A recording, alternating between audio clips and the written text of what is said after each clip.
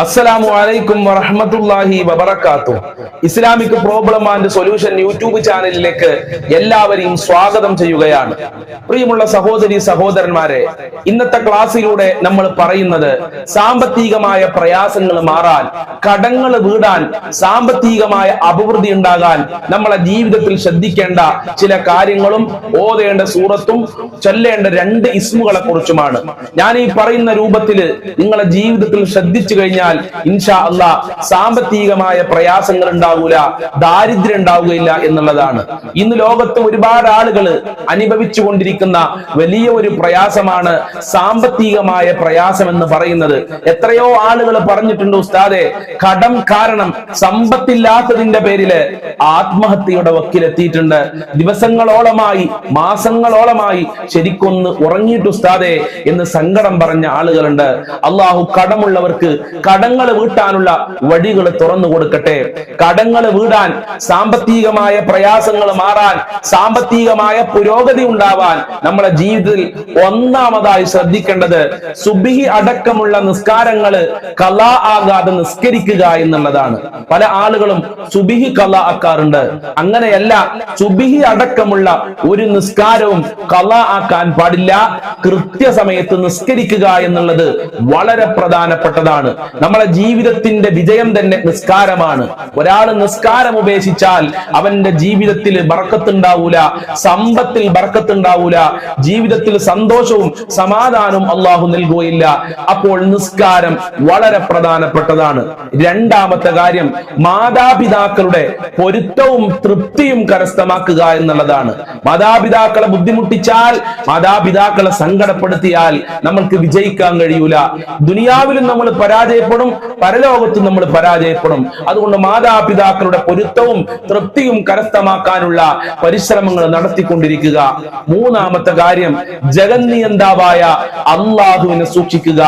നാം അള്ളാഹുവിനെ കാണുന്നില്ലെങ്കിലും അള്ളാഹു നമ്മളെ കാണുന്നുണ്ട്, നമ്മൾ പ്രവർത്തിക്കുന്നത് കാണുന്നുണ്ട്, നമ്മൾ ചിന്തിക്കുന്നത് മനസ്സിലാക്കുന്നുണ്ട്.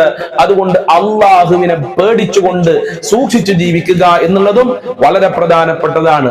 നാലാമത്തെ കാര്യം, സുബ്ഹി നിസ്കാരത്തിന്റെ മുമ്പ് ശരിക്കും ശ്രദ്ധിക്കുക. നാലാമത്തത്, സുബ്ഹി നിസ്കാരത്തിന്റെ മുമ്പ് സൂറത്തുൽ ബലദ് പാരായണം ചെയ്യുക. ആ സൂറത്ത് തന്നെ സുബ്ഹി നിസ്കാരം കഴിഞ്ഞാലും പാരായണം ചെയ്യുക. ഏതാണ് സൂറത്തുൽ ബലദ്? ബിസ്മില്ലാഹിർ റഹ്മാനിർ റഹീം. ലാ ഉഖ്സിമു ബിഹാദൽ ബലദ് വ അൻത ഹില്ലും ബിഹാദൽ ബലദ് വവാലിദിൻ വമാ വലദ് ലഖദ് ഖലഖ്നൽ ഇൻസാന ഫീ കബദ് അയഹ്സബു അൻ ലൻ യഖ്ദിറ അലൈഹി അഹദ് യഖൂലു അഹ്ലക്തു മാലൻ ലുബദാ. ഇതാണ് സൂറത്തുൽ ബലദ്. സൂറത്തുൽ ബലദ് മുഴുവനായി പാരായണം ചെയ്യണം. ഞാൻ മുഴുവൻ പാരായണം ചെയ്തിട്ടില്ല. നിങ്ങൾ സുബ്ഹി നിസ്കാരത്തിന്റെ മുമ്പ് മുഴുവനായി പാരായണം ചെയ്യുക. സുബ്ഹി നിസ്കാരത്തിന്റെ ശേഷവും മുഴുവനായി പാരായണം ചെയ്താൽ ഇൻഷാ അല്ലാഹ് സാമ്പത്തികമായ അഭിവൃദ്ധി ഉണ്ടാകും. നിങ്ങളുടെ ജീവിതത്തില് സാമ്പത്തികമായ പ്രയാസങ്ങൾ ഉണ്ടാവൂല. അതുപോലെ അസ്മാഉൽ ഹുസ്നയിലെ 2 ഇസ്മുകൾ എപ്പോഴൊക്കെ സമയം കിട്ടുമോ ആ സമയത്തൊക്കെ ആവർത്തിച്ച് നാം ചൊല്ലേണ്ടതുണ്ട്. ഏതാണ് ആ ഇസ്മ? യാ ഗനിയു യാ മുഗ്നി യാ അല്ലാഹ്. യാ ഗനിയു യാ മുഗ്നി യാ അല്ലാഹ്. യാ ഗനിയു യാ മുഗ്നി യാ അല്ലാഹ്. യാ ഗനിയു യാ മുഗ്നി യാ അല്ലാഹ്. യാ ഗനിയു യാ മുഗ്നി യാ അല്ലാഹ്. ഈ ഇസ്മുകൾ ആവർത്തിച്ച് പാരായണം ചെയ്യുക. അതുപോലെ ഇശാ മഗ്രിബിന്റെ ഇടയിൽ സൂറത്തുൽ വാഖിയ പാരായണം ചെയ്യുക. സുബ്ഹി നിസ്കാരത്തിന്റെ ശേഷം കഴിയുന്ന ആളുകളൊക്കെ സൂറത്തുൽ ളുഹ പാരായണം ചെയ്യുക. ഇൻഷാ അല്ലാഹ് സാമ്പത്തികമായ പുരോഗതി ഉണ്ടാകും.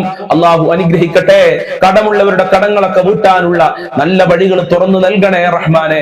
എല്ലാവരുടെ പ്രയാസങ്ങളും അകറ്റണേ അല്ലാഹ്. എല്ലാവർക്കും നിന്റെ കാവല് നൽകണേ അല്ലാഹ്. ജോലിയില്ലാത്തവർക്ക് ജോലി കൊടുക്കല്ല. ബാങ്കിൽ നിന്ന് ലോൺ എടുത്ത് പ്രയാസപ്പെടുന്നവരെ രക്ഷപ്പെടുത്തണേ അല്ലാഹ്.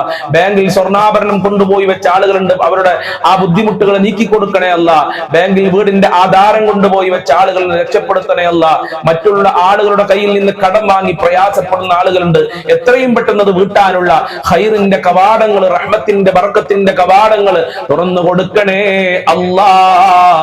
നിന്റെ സഹായം നൽകണേ അല്ലാഹ്. നിന്റെ ബുദ്ധിമുട്ടുകൾ അകറ്റിത്തരണേ റബ്ബേ. അസ്സലാമു അലൈക്കും വറഹ്മത്തുള്ളാഹി വബറകാതുഹു.